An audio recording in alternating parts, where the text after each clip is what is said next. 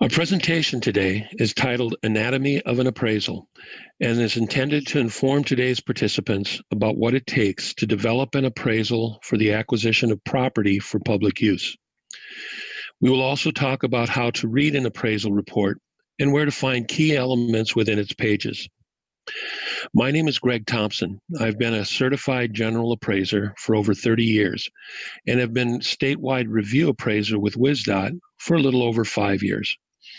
Before that, I worked in multiple capacities, including as an appraiser, with the Minnesota Department of Transportation for about 32 years. My co-presenter is Pamela Anderson, who has been performing real estate appraisals for 20 years. She has been with WSDOT for 7 years, 6 of which have been as a statewide appraiser. Before that, Pam worked for 6 years as a manufacturing and utility assessor with the Wisconsin Department of Revenue. Pam's real estate experience also includes performing inspections and rent comparability studies for the HUD Housing Choice Voucher Program, in addition to working as a private appraisal consultant. This presentation will provide some basic guidance for novice appraisers, but the primary focus will be on users or readers of appraisal reports. For those seeking guidance on the preparation of appraisals for the acquisition of property for public use, we encourage you to check out Chapter 2 of the Real Estate Program Manual. A link to the Real Estate Program Manual is provided at the end of this presentation. Since this presentation is being videotaped, it will not be possible to answer questions during its presentation. However, Pam and I will be available for questions afterwards. This presentation consists of 4 basic parts. The introduction, where we will try to explain why appraisal reports are required and where the standards for completing an appraisal can be found. This portion of our presentation is not intended to be a comprehensive discussion of the requirements for the use of appraisals. It will be a very brief presentation of factual information and resources that can be reviewed at your convenience. The second part of our presentation covers appraisal development, where Pam will walk you through the steps that she takes to develop an opinion of value. The third part of our presentation covers appraisal reporting, where we will describe the typical content of an appraisal report and where to find specific information or types of information. And finally, we will touch on appraisal reviewing, where we will give a brief description of the role of the review appraiser in the appraisal process. Before we go any further, I need to make one thing perfectly clear. Appraisals are not optional. When acquiring property for public use, it is required that the acquiring agency obtain a written appraisal. Now, I'm sure at least some of you have noticed the disclaimer at the bottom of the slide. It says that appraisals are not optional unless the damages are less than $25,000, the appraisal problem is not complicated, and the affected property owner waives their right to an appraisal.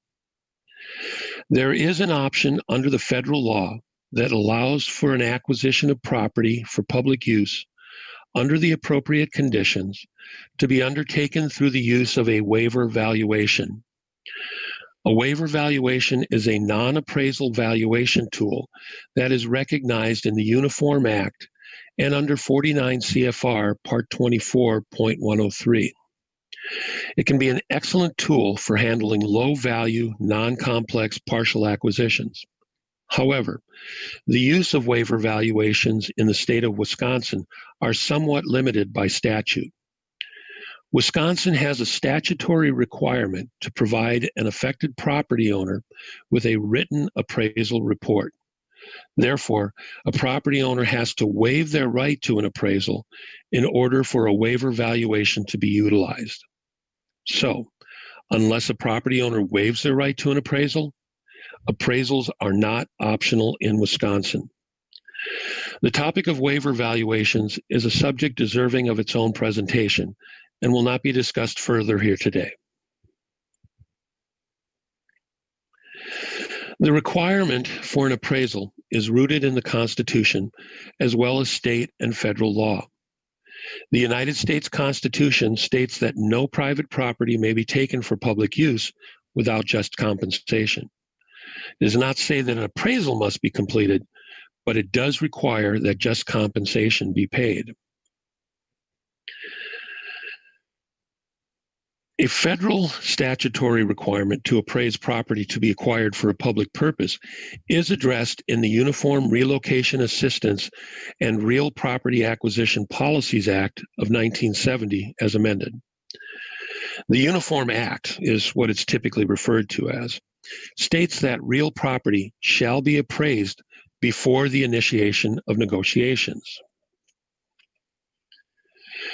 This statutory requirement is codified in 49 Code of Federal Regulations, Part 24.103, which is titled Criteria for Appraisals, that sets forth the requirement for an appraisal for the acquisition of property for a public purpose, and sets some minimum standards for what constitutes an appraisal.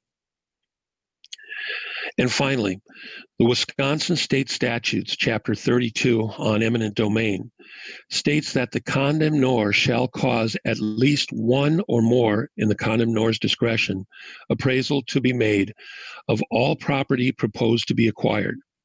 Chapter 32 also provides direction on what an appraiser should consider when performing an appraisal for the acquisition of property for a public purpose. So, for those of you who may want to question the need for an appraisal, from the U.S. Constitution to Wisconsin state law, there are no ifs, ands, or buts. Appraisals are not optional.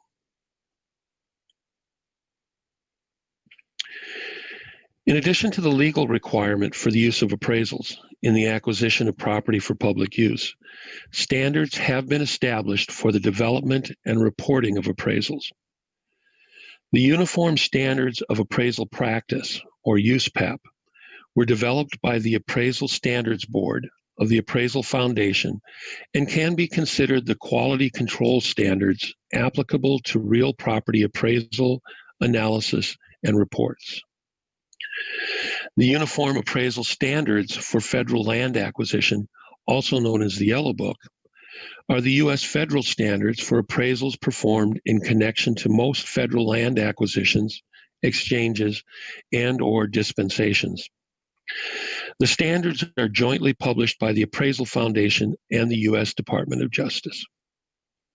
And finally, the Wisconsin Department of Transportation Real Estate Program Manual, Chapter 2, which was developed utilizing information obtained from USPAP, the Yellow Book, the International Right-of-Way Association, and from numerous industry standard appraisal text. Chapter 2 of the Real Estate Program Manual was completely rewritten and published in 2019 and is designed to provide a set of standards to experienced appraisers completing work for WisDOT, as well as guidance to new appraisers just starting to do appraisal work for the department. The above standards combine to facilitate consistent appraisal practices and reporting for appraisals completed for WisDOT. Going forward, I want to clear up a couple of terms that are typically used interchangeably when talking about the appraisal process. Appraisal and appraisal report. An appraisal is defined in USPAP as the act or process of developing an opinion of value. This covers all of the activity that Pam is going to discuss with you in a couple of minutes. Unfortunately, when most of us use the term appraisal, we are typically referring to the final document that is produced as a result of an appraiser's efforts, giving no consideration to the data collection and analysis that must take place beforehand.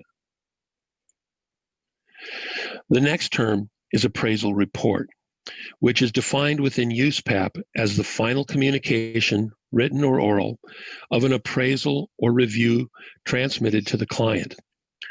Finality is evidenced by the presence of the valuer's signature on the document. The final document that most of us refer to as an appraisal is more appropriately referred to as an appraisal report. These terms shall be used throughout this presentation, and hopefully we will use them appropriately. One of the questions that we are asked quite often is, why does it take so long to do an appraisal? Or why are our appraisals so long and complicated? Invariably, when these questions are asked, the person asking will point to their residential mortgage appraisal report and say, see, this took less than a week to prepare and it's only 10 pages long. An appraisal is an appraisal, right? Well, my only reply is that not all appraisals are created equal. A residential mortgage appraisal is typically a form appraisal with limited analysis, typically no narrative, and values only one condition of the property being appraised. The appraisal for the purchase of a property for public use is typically a partial acquisition, where the property being appraised must be analyzed in a condition prior to the partial acquisition and subsequent construction project, and then again after the acquisition and construction project are completed. This type of appraisal requires extensive data collection, analysis, and narrative reporting to address the complexity of the appraisal problem. These types of appraisals are also subject to the potential for legal scrutiny and must be able to hold up in court. Now, there are other appraisals that reflect complex appraisal problems of their own and must be able to hold up to a legal challenge. Commercial real estate appraisals, appraisals for divorce, probate, property tax challenges, etc. But these types of appraisals are not typically completed in a week, nor do they typically have to consider multiple property conditions. The effort required to complete any appraisal will vary widely depending on the complexity of the appraisal problem and the scope of work determined by the appraiser. The Uniform Standards of Professional Appraisal Practice actually recognizes the importance of identifying the unique complexities associated with each appraisal problem, and actually includes a scope of work rule. This rule states, in part, that in developing a real property appraisal, an appraiser must identify the problem to be solved, determine the scope of work necessary to solve the problem, and correctly complete research and analysis necessary to produce a credible appraisal. Pam will be addressing how she establishes her scope of work when she is developing one of her appraisals. However, first, I need to explain how an appraisal assignment comes into being. Given the complexity of the typical appraisal prepared for the acquisition of property for public use, WSDOT has chosen to expand the scope of work concept used by appraisers to include valuation activities undertaken by WSDOT prior to an appraisal assignment ever being made. WSDOT's expanded scope of work is referred to as the eminent domain appraisal process. It consists of 5 separate phases. The project development phase, which addresses the real estate activities that begin during the earliest stages of project development. The pre-appraisal phase, which covers cost estimating and real estate impact identification once a project has reached a point where individual parcels can be identified. The scope of work agreement phase, which covers the activity associated with preparing to make appraisal assignments on a project and the eventual initiation of appraisal activity by the assigned appraiser. And finally, the development phase and the reporting phase. The first 2 phases are the sole responsibility of WSDOT and its professional and real estate staff. The third stage is a transitional phase involving WSDOT project and review staff and appraisal staff or consultants.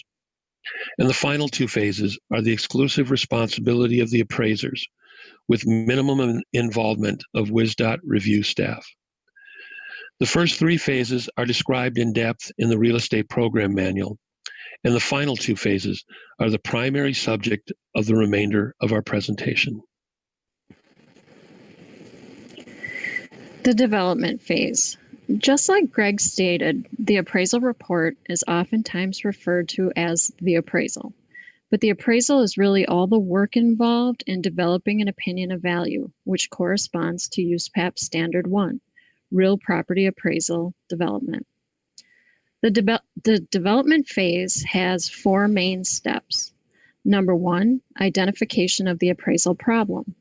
Number 2, development of the scope of work necessary to solve the problem. Number 3, collecting, verifying, and analyzing relevant data.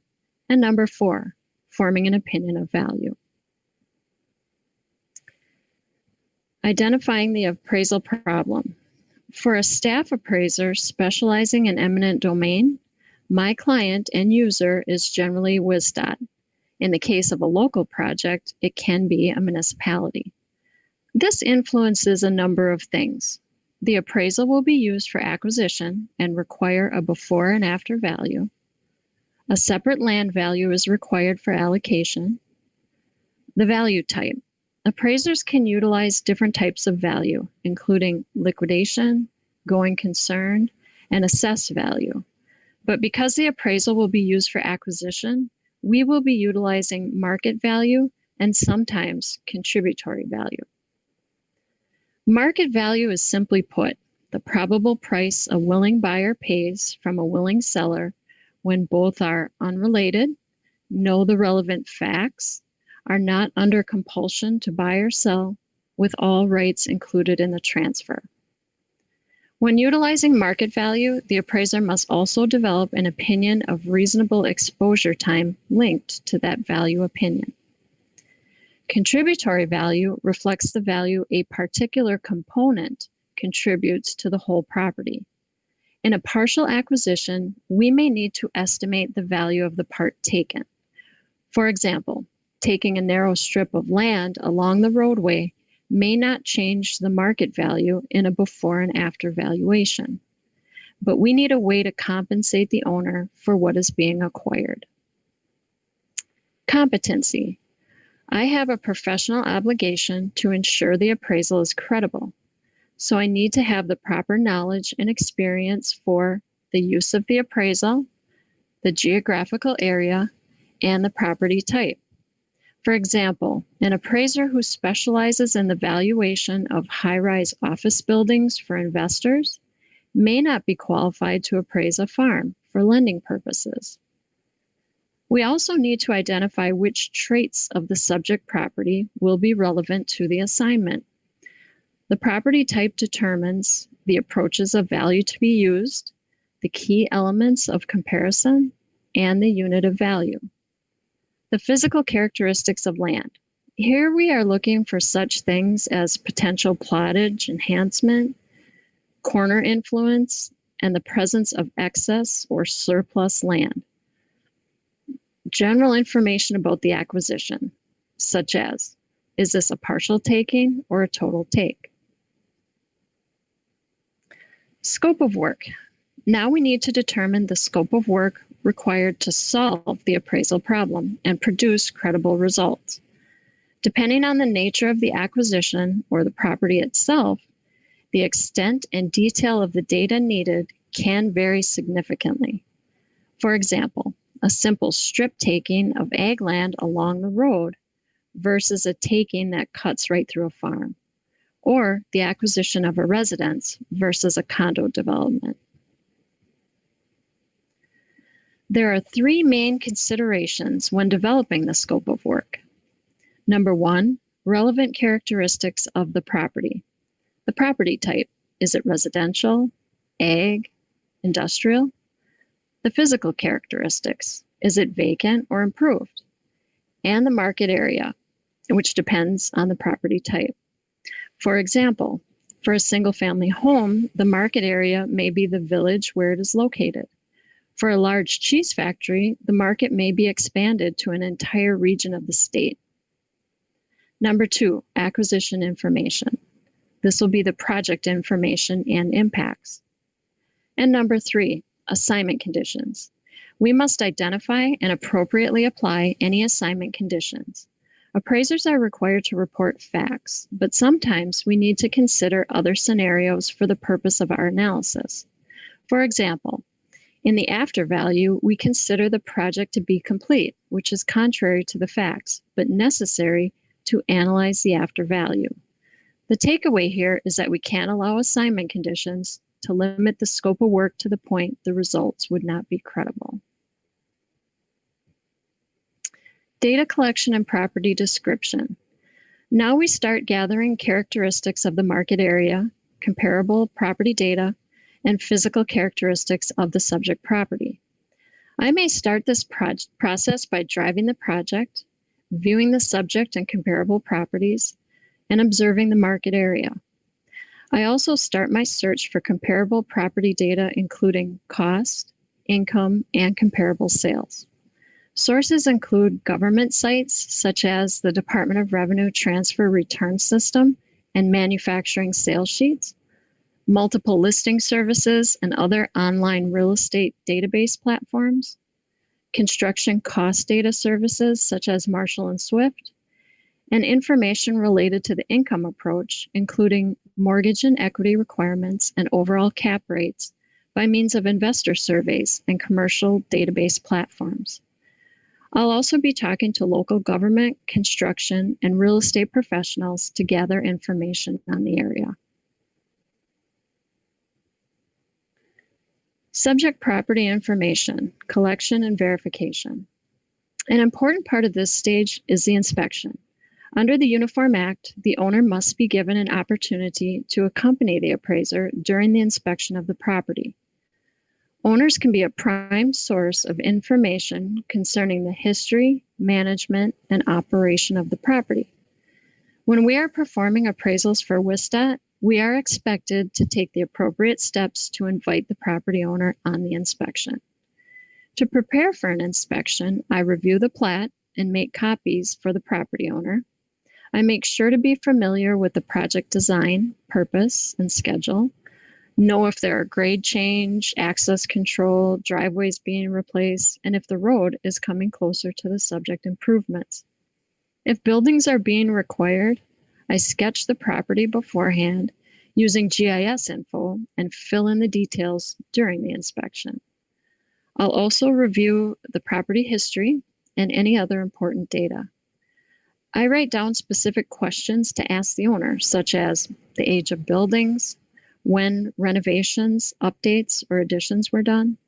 We can also find out about items we may not be able to visually inspect. For example, the thickness of concrete, type of wiring, and the location of the septic drain field. Determining the larger parcel. The larger parcel isn't so much an appraisal concept as a legal one, unique to government land acquisitions. Defined as a tract or tracts of land under the beneficial control of an individual or entity that have the same or an integrated highest and best use. Elements for consideration by the appraiser are contiguity, unity of ownership, and unity of highest and best use. Most of the time, the boundaries of the larger parcel are clear. It may be a single tax parcel. On occasion, it's not as clear as ownership and contiguity can have a wide interpretation. In this case, we may need to look at how the owner would likely sell the property acting in his own benefit. The limitation to this concept is that there needs to be market support for that use. The legal requirement for establishing the larger parcel is typically for the purpose of identifying the extent of any potential damages resulting from a partial acquisition. For example, let's say that it is necessary to acquire a 10-foot strip of land together with access rights from a 40-acre agricultural tract fronting along a highway. This 40-acre tract could potentially be rendered landlocked if it has no alternative access. If the property owner also owns a back 40-acre tract that is dependent for access upon the front 40 from which the acquisition is being taken, this 40 acres would also be landlocked and experience damages. If, however, the back 40 acres also has access and the front 40 acres can be accessed through it, the effects of the access closure on the front 40 may not be as substantial. Data analysis. We need to conduct a market analysis to identify and analyze the market and submarket conditions and trends to determine their influence on the subject property. For example, in talking to a real estate agent in the Green Bay market, he priced a house using a market analysis, placed it on the market on Tuesday, had 41 showings by Wednesday, and presented 16 offers on Thursday, with the majority of the offers well over asking price. This may indicate that supply and demand are out of balance for this type of property in this market. Then we need to analyze highest and best use. Highest and best use is defined as that reasonable and probable use that supports the highest value. There are 4 tests of highest and best use, both as vacant and as improved. These tests are basically a process of elimination. We start with legally permissible. These would include all the uses allowed under the current zoning and land use restrictions. Number 2, physically possible. Any of those uses that would work with the size, shape, topography, and current improvements. 3, financially feasible. Any of the remaining uses that would make sense economically. And out of those uses, which would be the maximally productive? The highest and best use conclusion must be probable and consider the current demand. Approaches to value. The sales comparison approach is the value indicated by recent sales of comparable properties in the market. First, I'll review transactions of the subject because the sale of the subject is the best indication of value. Then I'll select market transactions or comparable sales. I'll also need to identify relevant elements of comparison and units of value. Last, I'll develop supportable adjustments. The cost approach is the current cost of replacing an improvement minus an estimate for depreciation. Here we estimate costs new for improvements using appropriate sources of cost information. The tricky part is estimating depreciation. We use the cost approach to estimate the contributory value of affected site improvements for new construction and for special use properties. Example, we have a 6-story AT&T equipment building with no windows. There likely is no market or income data available for a property like this, so we need to develop the cost approach. The income capitalization approach. The value that the property's net earning power will support. We identify and analyze actual and market, income, expense, and vacancy rate data. And we analyze, derive, and apply capitalization rates or multipliers. Now, the income capitalization approach is typically used on properties that generate an income through the rental of space. Typically, these types of properties would be apartment buildings, office buildings, commercial types of strip centers where they lease out commercial space, and industrial storage facilities, mini storage units, that type of thing. Now, the type of income we're talking about is the rent paid by the occupant of the property to the property owner. The income consideration considered in the income capitalization approach is not the income generated by the business. It was only the income that the business pays to the property owner to utilize the space. Now, this approach has limited applicability in the valuation of property for partial acquisitions.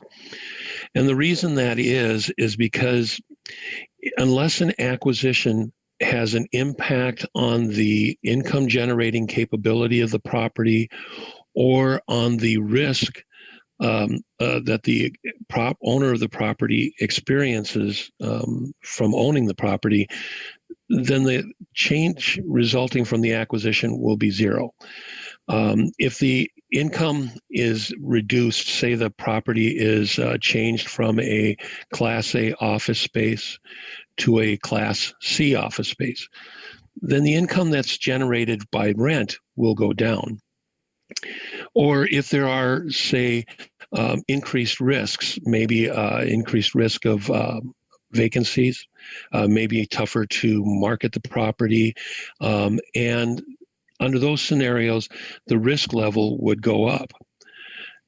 A decrease in income or an increase in risk will result in a reduction in the property value. So it's the only time that the income capitalization approach will really show any change in value in a partial acquisition is if the property is so severely impacted that its income generating capability or its risk are changed as a result of the acquisition. And finally, I'll review the quality and quantity of the data used within each approach and reconcile the differences among the value indications to form a final value opinion for the subject property. It's not okay here to simply average. For example, the data clearly shows that the cost approach is the best value indication. Then I would simply make that statement. Or I may have good data for the sales comparison approach along with reliable income data. Then I may put most weight on the sales comparison approach with support from the income approach. Impacts. The amount and level of data collection depends on the impacts. Basic impacts include land and landscaping. Severance damages come in two basic categories, incurable and curable. An incurable severance damage is a loss in value to the remainder resulting from a partial acquisition that cannot be physically or economically corrected. Example would be proximity. The second type of severance damage is curable severance damage. A curable severance can reasonably be physically or economically corrected, established by using the cost to cure method. An example of that would be a septic system. Cost to cure may require third-party estimates such as for parking lots, building repair, and/or circuity studies. And the after condition. Factual data description and analysis can be fairly simple if there are minimal impacts. I may use the same comparable sales, the same unit of value, and simply describe what was taken. However, with a complex acquisition resulting in a change in highest and best use, basically we go back to the beginning and start the process all over in order to value the after condition. Acquisition analysis. Wisconsin statute requires that in a partial taking other than an easement, compensation shall be the greater of either the market value of the property taken or by deducting the market value of the remainder from the market value of the whole property before the acquisition. Because of this requirement, I have to separately analyze the value of the part taken, the land, the landscaping, the site improvements, etc., to determine the value of what has been acquired. I then analyze and compare the before value of the larger parcel from which the acquisition was taken to the after value. This would be my before and after conclusion. A comparison of these two analyses will determine if severance damages have resulted from the acquisition or not. I then have to determine if the severance damages are curable or incurable, and if they are curable, how much the cure would be. This is a big reason why not all appraisals are created equal. And then the temporary limited easement, the TLE. The TLE is handled as an element of compensation, not a damage. For this reason, the calculation of compensation for TLE is separate from the before and after analysis of other property interests being acquired. The compensation for use of the land within the TLE is typically considered equivalent to renting the affected land for a specific time. Factors that need to be identified or estimated in order to calculate the compensation are the amount of land within the TLE, the unencumbered land value per square foot or acre of the subject site, the appropriate rental rate or annual yield rate for the TLE, the duration of the TLE, and the appropriate discount factor for the lump sum payment of calculated annual payments. And then total damages and allocation. I need to provide a summary of the value findings, including a tabulation of the before and after values and a breakdown of the proposed acquisition, including an allocation of severance damages. And the appraiser forms an opinion of value, and I'm not finished until I deliver a signed report, and that brings us to reporting.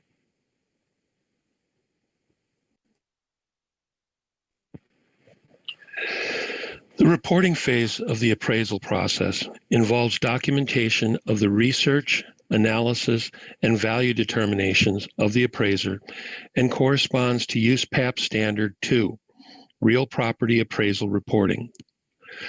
This phase of the eminent domain appraisal process is the responsibility of the assigned appraiser and the department's appraisal review staff, and is discussed in depth in the Real Estate Program Manual. This portion of our presentation will attempt to help you to navigate an appraisal report prepared for the purchase of property for public use. The target audience is intended to be those who receive an appraisal report as an effective property owner and those who are responsible for securing appraisals for their agency's acquisition activities and need to be able to read and understand the appraisal reports that come across their desk. This presentation is not intended as a tutorial for appraisers wishing to prepare appraisal reports. Those wishing to access this type of information are advised to check out Chapter 2 of the Real Estate Program Manual.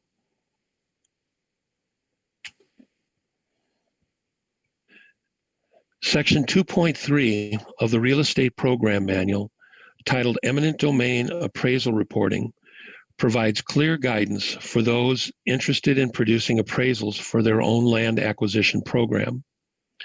This section also provides a clear description of the required content of each section of an appraisal report for those who want to better understand where within reports to find needed information. So, if you're looking to go deeper into the content of these appraisal reports than Pam and I are planning on going, we encourage you to use the link provided at the end of this presentation to access Chapter 2. The best place to start if looking for information in an appraisal report is the table of contents. WisDOT is attempting to work with its appraisers to standardize the appearance of their tables of contents. However, most tables are fairly easy to follow and should follow a standard grouping of material. Most appraisal reports will consist of 7 basic groupings of information: the introduction, the factual data before condition, the data analysis before condition, the factual data after condition, the data analysis after condition, acquisition analysis, and the addendum. The introductory section. The primary 2 areas of interest to most readers are going to be the aerial photograph or parcel sketch and the executive summary. The remainder of the introduction section of an appraisal report typically covers elements of consideration by the appraiser, their scope of work determination, and some of the groundwork that the appraiser needs to lay out before they can start even delving into their information gathering. The aerial photo or parcel sketch should be providing the viewer with either an aerial photo with the boundaries laid out on it and the improvements identified, or it could possibly be a map of the area of the subject property, again with the boundaries identified and the topography indicated. This should provide the reader with enough of an understanding of what is being valued that they should be able to read the rest of the report and at least have an idea of what is being discussed. The area of primary concern from the introduction for most readers is going to be the executive summary. This area is going to give you a basically a snapshot of all the relevant data on the subject property. The three primary areas of the executive summary are the parcel information, the areas and interests to be acquired, and the allocation of acquisition. The parcel information will provide specific facts. It's not going to provide any kind of a description or any form of analysis, but it will provide basic facts about the subject parcel, such as, who the owners are, what is the size of the larger parcel that was utilized in the before condition. It'll state whether the larger parcel has improvements or is vacant. It will also identify the size of the remainder of the larger parcel after the acquisition, and will indicate whether or not there are any remnants created, and a remnant being a portion that is cut off from the main body of the subject parcel. We'll also have assessor's information, parcel numbers. The executive summary will also identify the present use, the current zoning, and the highest and best uses before and after the acquisition. The area and interests to be acquired will give a list of all of the acquisitions that are included in the damages in the appraisal report. That would be the fee acquisition, any highway easements, permanent limited easements, temporary limited easements, indicate if any access rights are being acquired, and will also identify any site improvements that are to be acquired. And then finally, the allocation of acquisition. This will give the reader a snapshot of what is the before value of the property, what is the after value of the property, and then what is the allocation of the damages to, say, the land acquired, improvements acquired, any severance damages, and those types of things. So the executive summary is going to provide you with basically all of the findings contained within the report without the burden of analysis and description. For that information, it'll be necessary to delve deeper into the appraisal report. The next section of the appraisal report is the factual data before condition and consists of two primary areas: the area and neighborhood description and the subject property information before condition. The area and neighborhood description will contain information regarding the subject's neighborhood and the area around that neighborhood, and will address certain things as, what type of a neighborhood is it? Is it a residential neighborhood? Is it a suburban residential, maybe a high-density residential neighborhood? Is it an active commercial corridor? Is it a rural agricultural neighborhood? It would also address if you have a situation where a neighborhood is in transition, possibly from an older residential neighborhood to a neighborhood that's experiencing influxes of commercial development, gas stations, and that type of thing. The second area is the subject property information before condition. In this section, there will be a description of the subject's physical characteristics. What's the topography like? Are there any wetlands? Is it heavily treed? It would also indicate, if there is access to the trunk highway or other access points. There would also be a description of the property improvements, primary buildings, maybe outbuildings. It would also describe any landscaping or site improvements, say fencing and that type of thing that will be impacted. The level of description of the site improvements is going to depend greatly upon what is being acquired for the specific property being appraised. If the acquisition is minor in nature and will not have an impact on the site improvements, then the description of the property improvements will probably be minimal and will only address those items that are being directly impacted. If there is a potential for impacts to the subject's primary improvements or outbuildings, then the descriptions of those improvements will be much more substantial and must be adequate to support the appraiser's findings of value or to support the appraiser's determination of little or no impact. Also included in the subject property information will be a legal description of the subject property. They will also identify a 5-year sales history, and this will include the most recent transaction of the subject property where the property was acquired by the current owners. It will also indicate whether or not that transaction was considered to be arm's length and any details associated with that transaction. They will also identify any listings on the property that may currently exist. This area will also, this section of the appraisal report will also contain any assessment information available on the property and any zoning and land use regulations. The next section of the appraisal report will basically take all of the information that is provided in the descriptive portion of the appraisal and show the appraiser's analysis of that information. And it will include the highest and best use before condition, the larger parcel analysis, and the valuation sections. The highest and best use analysis section will address all of the key issues that Pam talked to you about in her development section, and should have adequate information for the reader to be able to follow the appraiser's thought process on determining what their final determination of highest and best use is, both as vacant and as improved.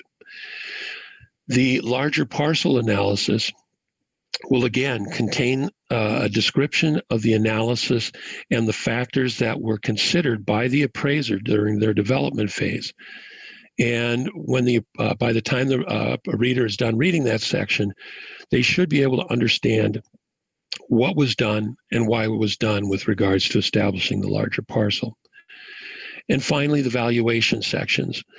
The sales comparison approach, the cost approach, and the income capitalization approach will all, for the before condition of the property, will all show up in this section of the report if they were used. Some appraisers will include their actual comparable sales sheets in this section of the report. However, other appraisers will include that comparable data in their addendum and only include some brief descriptions of the comparable properties in this section. However, a reader should be able to go in there and take a look at, okay, what did the appraiser you think was comparable to my property, and hopefully the comparables will all show a high level of comparability to the subject. However, there may be times when comparable data is not as readily available. If the market is slow, if the type of property being valued is unique. If it turns out that the comparable sales or the comparable data that had to be relied on is not of the best quality, then this section of the report should explain to the reader why that data was used and why it was necessary to use it. The factual data after condition.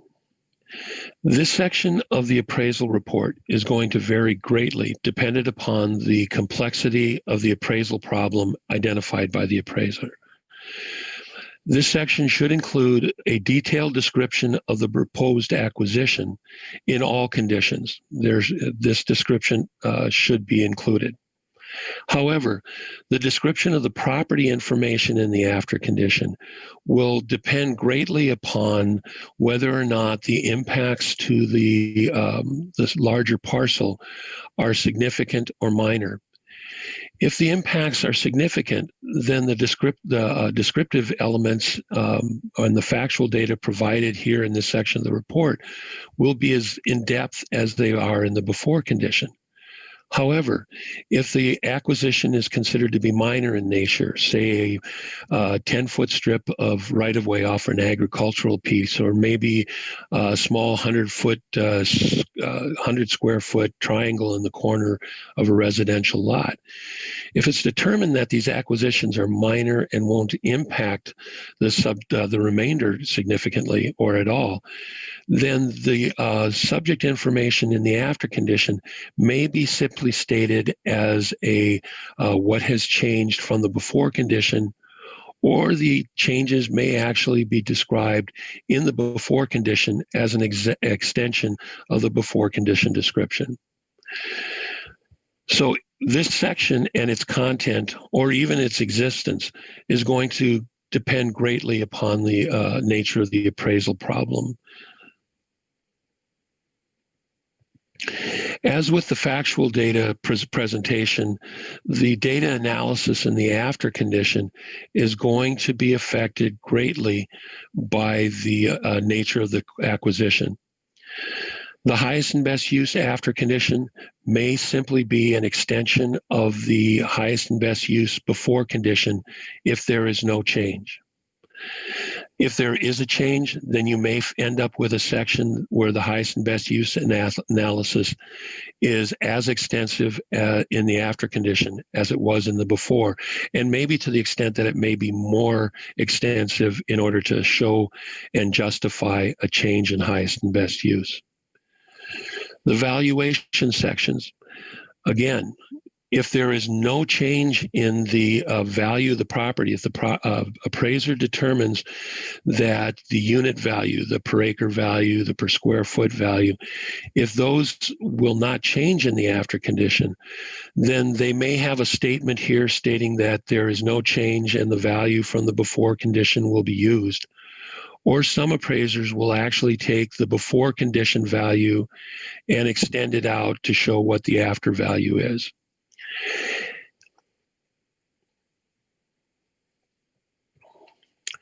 And then we have the acquisition analysis. That's where we take all the issues that Pam brought up and having to identify what is the before value, what is the after value, and then what is the value of the part taken. She asked all the analysis that she went through on her brief summary in her presentation.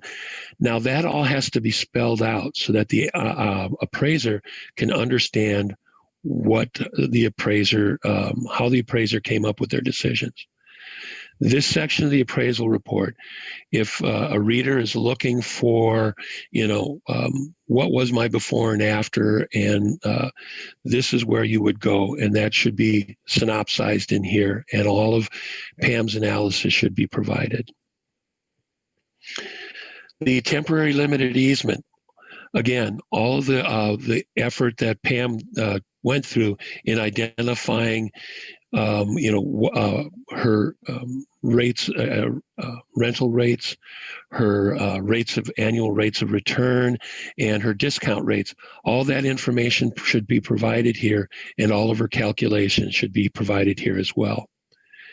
And then we have the total damages and allocation, which typically is a tabulation of the appraiser's final findings of value. Then we have the addendum. This is kind of the catch-all. If the appraiser didn't put it in the body of their report and they feel that it's necessary to be here, they're going to stuff it in here. Those pieces of information that are going to be the most importance to the typical reader is going to be the mapping of the subject property, where they will have topographical mapping. They may have a site map, and then also possibly a wetlands map or a FEMA floodplain map. Those maps should all be in here, along with possible land use maps or zoning maps. The appraiser would also include most of their photos, if not all of their photos, of the subject property.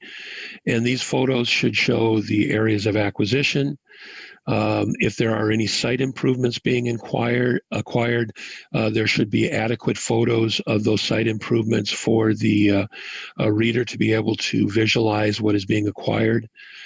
If the acquisition is not going to impact the primary buildings or outbuildings, then there should at least be a couple of photos of these so that the reader knows, what does the site improvement look like. Anything that is being acquired or being negatively impacted should have more than adequate photos for the readers to be able to understand what's being acquired. This area should also include if the comparable sales have not been placed within the body of the report, the comparable sales sheets should be here in the addendum, and they should include as much information as was available on the transaction, a photo of the comparable sale, and mapping to show where the comparable sale is in relation to the subject and what it looks like. Hopefully there's also an aerial photograph, but they're not always available. And the last thing you should probably find here is if there are any third-party estimates for any portion of the reports. Those are typically included here.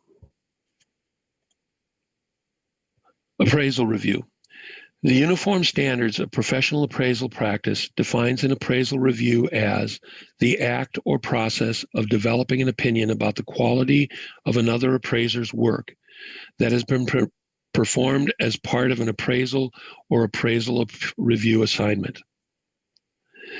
Before Pam can submit a completed and signed appraisal report, it must be reviewed by either a regional review appraiser who has the authority to review and approve uncomplicated appraisals up to $10,000 in total damages, or by a statewide review appraiser who has the authority to review and approve all complicated appraisals and any appraisal over $10,000.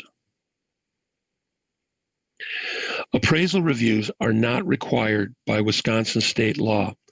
However, they are required under federal statute and code. The Uniform Relocation Assistance and Real Property Acquisition Policies Act of 1970, as amended, or the Uniform Act, does not require appraisal reviews. However, the Code of Federal Regulations, which codifies the Uniform Act, requires under 49 CFR Part 24.104 that reviews be performed on all appraisals. This position has been adopted by the Wisconsin Department of Transportation and is included as part of Chapter 2 of the Real Estate Program Manual.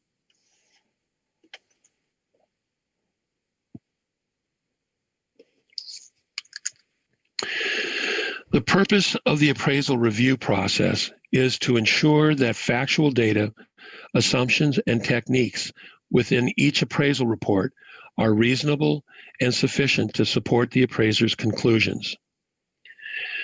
To ensure that the appraisal report meets all applicable state and federal requirements, to provide an assessment of the work product to the appraisers, to ensure confidence in the appraisal report, to promote increased levels of professionalism among appraisers, and to facilitate a professional relationship between WisDOT and its appraisers.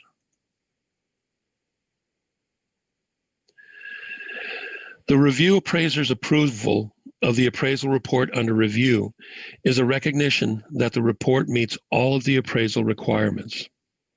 The factual data contained in the report is accurate and adequate to support the appraisal process. The approaches to value utilized are appropriately explained and employed. The appraisal methods utilized were employed properly and were appropriate to the appraisal problem identified in the report. The valuation analysis contained within the report is consistent with the subject property and the appraisal problem, and the appraiser's findings of value are supported within the appraisal report. You will notice at no point in this description of what the appraiser's approval means do we indicate that it is an approval of the findings of value of the appraisal report. The appraisal report findings are the sole purview of the appraiser who wrote the report. The appraiser does not approve the estimation of value or damages contained within an appraisal report. As stated above, their approval addresses whether the findings of the appraiser are supported within the appraisal report. Ideally, the review appraiser should refrain from having any opinion of value unless they are asked to develop their own appraisal of the property in question.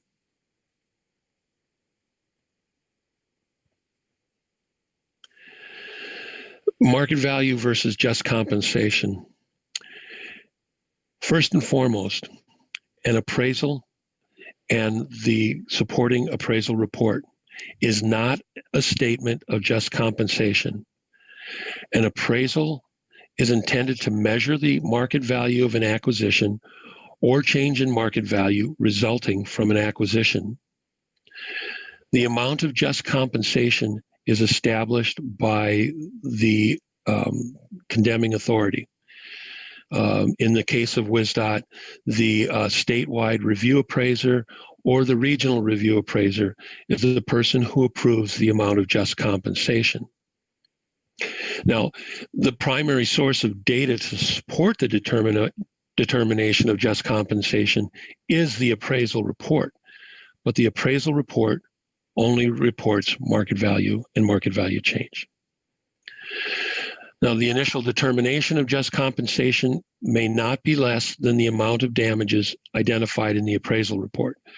So if the appraisal report identifies the damages of $100,000, then the minimum that the just compensation offer can be is the $100,000 identified in the appraisal report. However, there are times when the just compensation may be more than the amount reported in the appraisal report. In those situations, there are external elements or policy issues that must be addressed when determining just compensation, such as possibly if you have a project with project minimum payment of, say, $500. If the appraisal comes in at $150, then the amount of just compensation will be the $500 minimum payment amount. Now, if negotiations are not successful and it's necessary to go to condemnation to secure property, in that case, the courts will determine the amount of just compensation. That's our presentation for today. You'll notice in the upper left-hand corner here that this is our link to the real estate program manual that we've been talking about all day, or it seems like all day. And if you have any questions, by all means, we encourage you to take a look at that. Otherwise, if you have any questions for Pam and I, we're available for you right now.